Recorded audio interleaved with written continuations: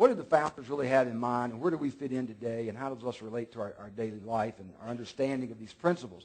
And why is it important to talk about foundations? Because the Bible tells us that if the foundations be destroyed, what can the righteous do? And so it's critically important to us to have this understanding of the foundation of our government system.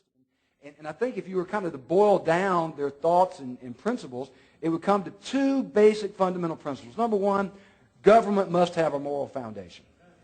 In other words, for government to exist and function properly and to stand long term, there must be a fundamental foundation of a sense of rightness and wrongness. There must be an absolute rightness and wrongness, and it must be something that exists independently of our own opinions about it, a non-relativistic view of morality. And the founders were very, very strong in their commitment to this moral foundation. Secondly, that government must be constitutionally limited, because you see, government, and the founders recognize the sinfulness of man. They recognize that government, left to its own devices, will just grow and grow and grow and amass more and more power to itself, and that would be very destructive, and consequently we must limit government constitutionally, this jurisdiction of government. So that's kind of the two fundamental principles if you boil everything down.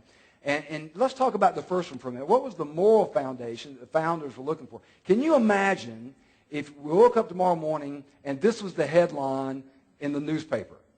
The Supreme Court rules America is a Christian. Can you imagine what would happen? The ACLU would have a heart attack. I mean, they would just, the Americans, the separation of church, they'd have a flopping fit. I mean, who knows? I mean, the turmoil that it would generate. But you know what? That was, in fact, the headline. In 1892, there was a famous Supreme Court case, somewhat lost to history, but it was the Church of the Holy Trinity versus the United States.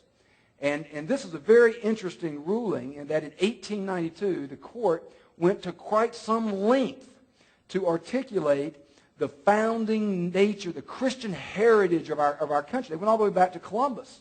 And they traced it all the way back up to the present time of that era of how over and over and over again, tremendous body of evidence that points to the fact we were founded as a Christian nation, not in the sense that we expected everybody to be Christian. That's a matter of the heart. That's a matter of conscience. Government has no right to go into that arena. The founders understood that. That's not what they meant by this, not what the court meant. It's that it was founded upon Christian principles, Christian moral foundation, a biblical worldview. That's what they meant by that.